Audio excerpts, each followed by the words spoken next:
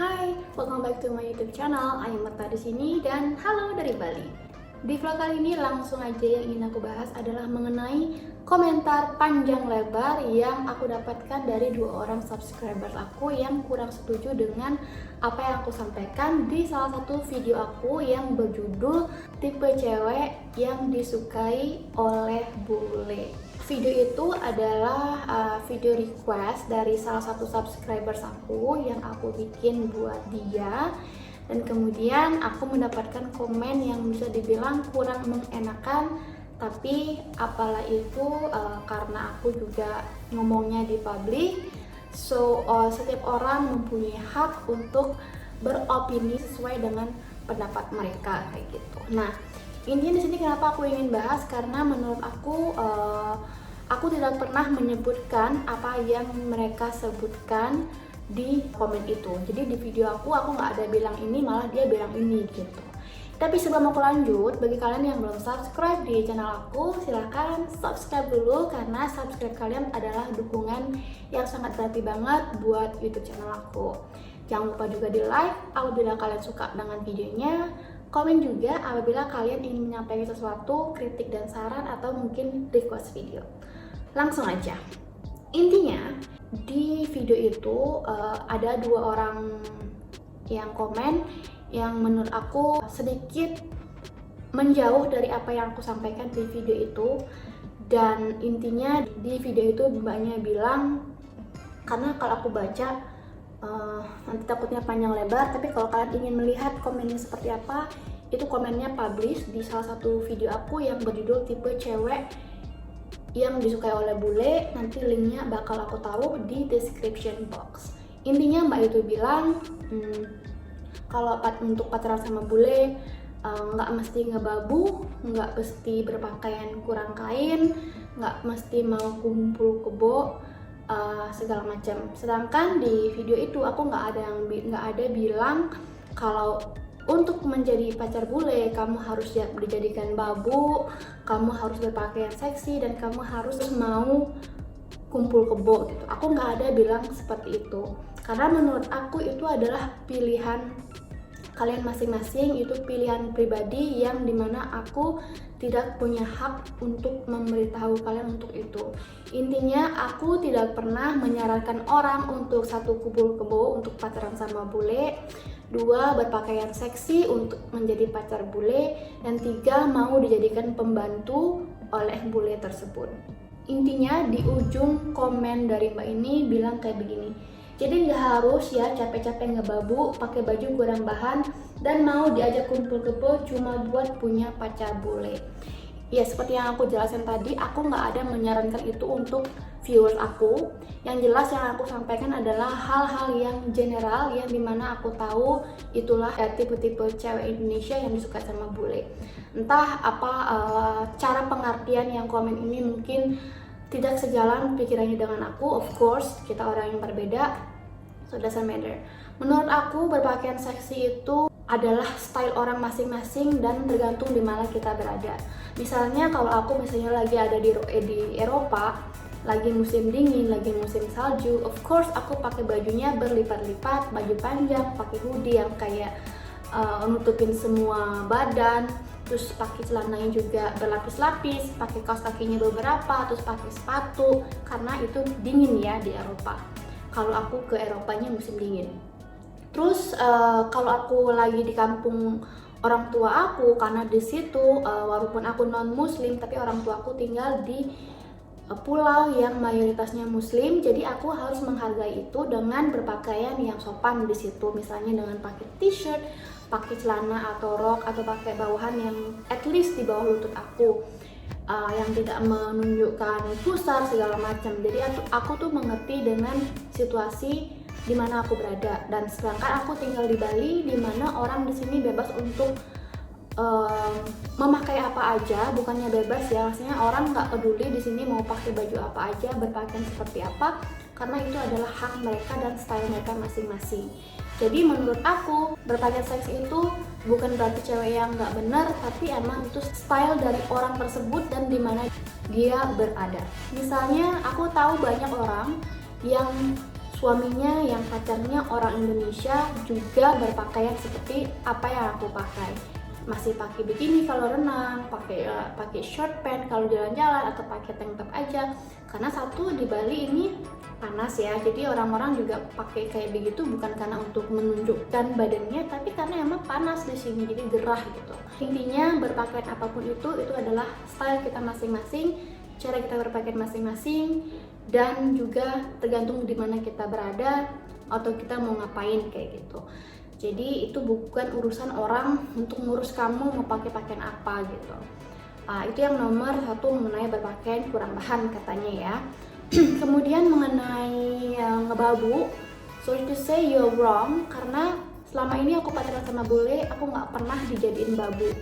Dan aku sekarang udah 2 tahun lebih pacaran sama pacar aku, dan kita pun punya pembantu karena aku bekerja di Bali sebagai properti konsultan. Dan aku bekerja dari pagi jam 9 sampai jam 5 sore, itu 5 hari dalam seminggu. Kadang-kadang Sabtu Minggu aku juga kerja kalau ada klien. Jadi intinya aku nggak sempat untuk jadi babu di rumah, tapi aku kerja di kantor sebagai orang kerja di kantoran yang berpenghasilan juga, dan yang nggak bergantung kepada cowok aku gitu ya. Jadi aku punya pekerjaan tetap sendiri, dan aku punya pembantu sendiri yang mengerjakan pekerjaan rumah. Jadi selama aku pacaran sama bule, pacar aku bule tidak pernah memperlakukan aku sebagai babu. Mungkin karena aku juga sering bilang masalah masak ya. Jadi aku tuh suka banget masak, jadi hampir setiap hari aku tuh masak. Jadi setiap minggu aku selalu ada masak gitu, dan itu adalah hobi aku, dan aku tidak pernah dipaksa untuk masak. Jadi menurut aku kalau masak untuk pasangan itu adalah hal yang wajar, dan suatu saat nanti kalau aku jadi istrinya, itu adalah kewajiban seorang istri untuk masak untuk suaminya, dan juga siapa tahu punya anak, itu adalah kewajiban seorang ibu untuk masak untuk anaknya. Kemudian masalah kumpul kebo. Kumpul kebo itu lagi dan lagi adalah hak orang masing-masing, bebas memilih. Kalau orang yang tidak mau, ya tidak apa-apa. Kebanyakan bule yang kalian tahu tinggal bersama pasangannya sebelum menikah, karena mereka itu tidak mau sembunyi-sembunyi pacaran, sembunyi-sembunyi ketemuan. Orang-orang tersebut mau tinggal bareng atau enggak sebelum nikah, itu hak mereka untuk memilih. Dan itu adalah sifat keterbukaan mereka untuk tidak menyembunyikan hal-hal yang menurut media atau menurut orang itu nggak baik, tapi mereka menunjukkan diri mereka sendiri. Mereka happy dengan itu, so nggak ada salahnya ya kalau emang mereka happy dengan itu. Kenapa kita harus worry gitu kan? Terus lagi dan lagi itu dapurnya mereka sendiri, mereka mau ngapain aja itu urusannya mereka ya. Aku nggak pernah nyaranin orang untuk melakukan itu, tapi kalau emang kalian mau ya silahkan. Kalau menurut aku pribadi, daripada sembunyi-sembunyi mendingan terbuka aja gitu. Dan aku tambahin lagi, selain itu ada juga poinnya yang komen ini bilang kalau pacaran dengan bule demi bisa pamer tinggal di villa. Aku nggak tinggal di villa ya, aku cuma tinggal di rumah. Dan sebelum aku pacaran sama bule ini juga aku sudah tinggal di rumah, aku juga punya pembantu. Jadi menurut aku mungkin ada cewek yang demi tinggal di villa terus pacarannya sama bule, tapi nggak semuanya seperti itu. Kebanyakan yang aku tahu, teman-teman aku yang aku kenal, yang aku udah tahu lama, kenal lama, yang pacaran sama bule, bahkan ada juga yang masih tinggal di kosan, ada juga yang masih tinggal di rumah sama kayak aku, ada juga yang memang ketemu bule yang tajir ya mereka tinggalnya di rumah di villa yang bagus. Itu karena dasarnya mereka pacaran sama bule berdasarkan cinta bukan materi. Jadi salah satunya adalah aku. Aku tahu pacar aku kerja di Bali, tinggal di Bali, yang berpenghasilan cukup, tidak banyak tapi cukup untuk hidup dan untuk masa depan kita. Karena aku nggak peduli sama berapapun penghasilannya dia, yang aku peduliin adalah aku bahagia sama dia, aku mencintai dia, dia mencintai aku, keluarga aku tahu aku pacaran sama dia, keluarganya dia udah kenal sama aku, keluarga dia dan keluarga aku sudah saling kenal. Mereka semua tahu bahwa aku sama pacar aku sudah lama bareng pacaran.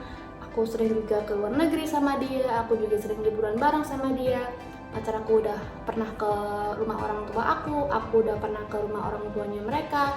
Orang tuanya aku pernah ke rumah kami, kemudian orang tuanya dia juga. Jadi menurut aku itulah yang terpenting dan itulah pilihan hidup aku. Jadi kalau ada yang mau seperti itu ya silahkan, kalau enggak ya silahkan, karena itu menurut aku lagi dan lagi adalah pilihan kalian masing-masing pribadi yang tidak bisa ditentukan oleh siapapun.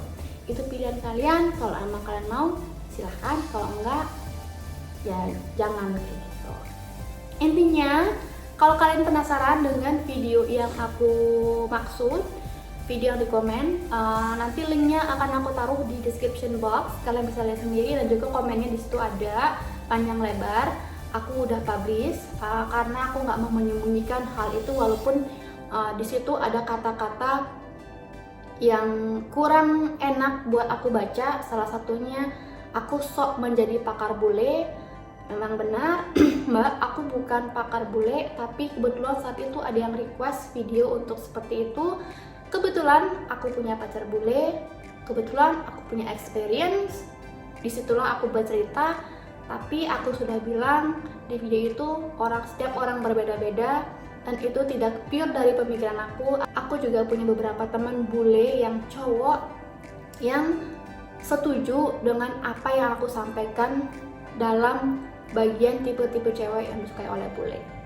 Sampai sini dulu vlog kali ini. Jangan lupa bagi kalian yang belum subscribe sekarang, like juga apabila kalian suka dengan video ini, komen jika kalian ingin menyampaikan sesuatu, juga follow aku di Instagram aku @travelswithayu to stay connected. Thank you so much for watching and I'll see you again on my next vlog. Bye now!